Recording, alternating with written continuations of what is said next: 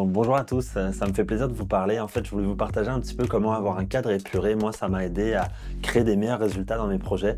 Le sentiment de concentration qui vient avec ça est vraiment agréable à vivre. Que ça soit de se lever à un moment donné plus tôt pour avoir un peu de temps pour soi, faire un miracle morning comme on dit, puis après se lancer dans son travail un petit peu plus tard dans la matinée avec vraiment 3-4 heures devant toi où tu fais qu'une seule chose et que tu le fais bien. Surtout si tu fais la même chose à répétition 5 jours semaine.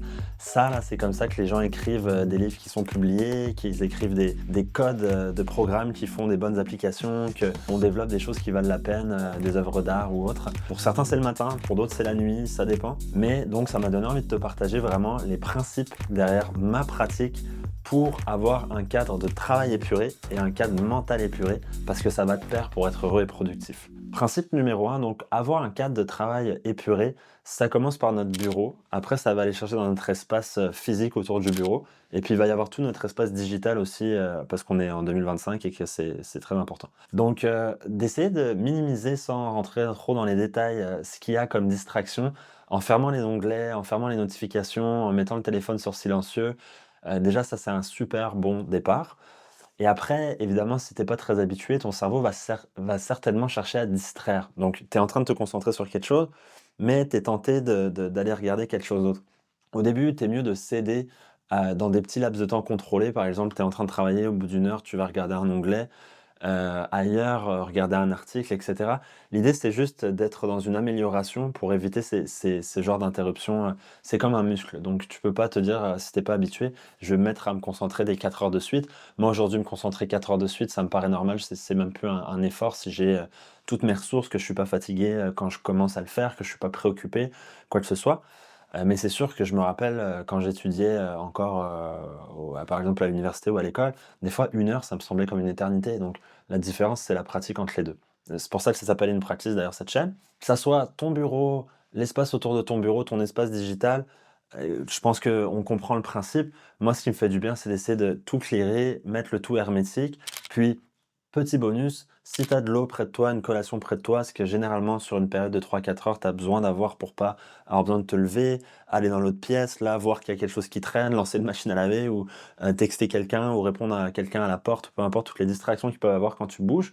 Avoir les trucs près de toi, ça aide.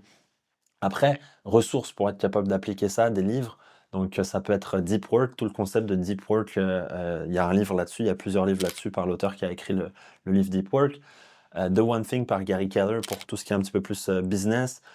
Ça peut être le Miracle Morning aussi pour ceux qui veulent apprendre à prendre contrôle de leur matin. Donc, Tous jouent avant 8 heures, c'est un super bon livre de développement personnel dans ce genre-là.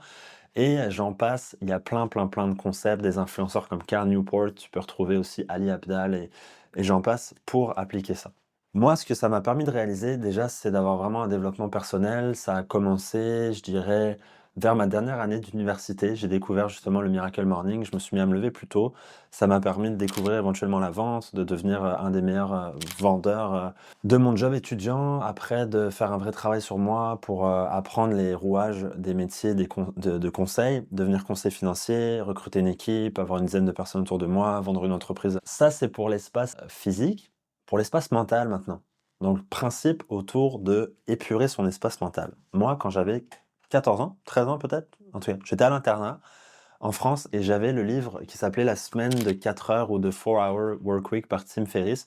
C'est un livre très classique sur l'entrepreneuriat et ça parlait du fait que tu peux faire une diète d'information volontaire au lieu de lire tous les articles qui sortent, d'écouter toutes les nouvelles chansons, de regarder tous les films, toutes les séries, toutes des choses qui vont saturer ton espace mental et limiter ta capacité de concentration parce que en fait, tu brûles l'énergie à transitionner d'un contenu à l'autre, d'une information à l'autre, ça prend de la place de ton processeur. Bah, tu peux à la place, te concentrer vraiment sur tes projets et c'est ce que je me suis mis à faire assez jeune et encore aujourd'hui, voilà, mon espace est un peu à l'image de ça. On le voit ici, ça c'est un de mes bureaux, ça ressemble à ça. Je me sens bien, tu sais? Chez moi aussi, je me sens bien, il y a de la lumière. Avec le temps, bon, on a gagné un petit peu de moyens, fait qu'on a pu, mettre ça, beau et avoir de l'espace et c'est un privilège, mais au-delà de ça, vraiment, c'est juste de pouvoir épurer. Ça fait du bien. La méditation, moi, c'est quelque chose que j'ai découvert aussi, qui te permet finalement de faire le vide. C'est important de pouvoir faire le vide pour choisir en fait ce sur quoi on va se concentrer après. Donc voilà, petite capsule encore une fois pour partager ces principes, juste d'attirer ton attention sur ces pistes. Si tu veux creuser un petit peu plus, je t'invite à t'abonner à la chaîne. Je t'invite aussi à lire certains des livres que j'ai mentionnés. Je pense que The One Thing, c'est un très bon début. Ça s'applique même si c'est professionnel ou scolaire ou artistique, que ça soit pour écrire des livres ou que ça soit pour créer des compagnies profitables. Et même les deux, en fait, c'est pas impossible. Donc merci d'avoir regardé cette vidéo, ça me fait plaisir de faire des partages et je vous dis à bientôt pour les prochaines. Salut!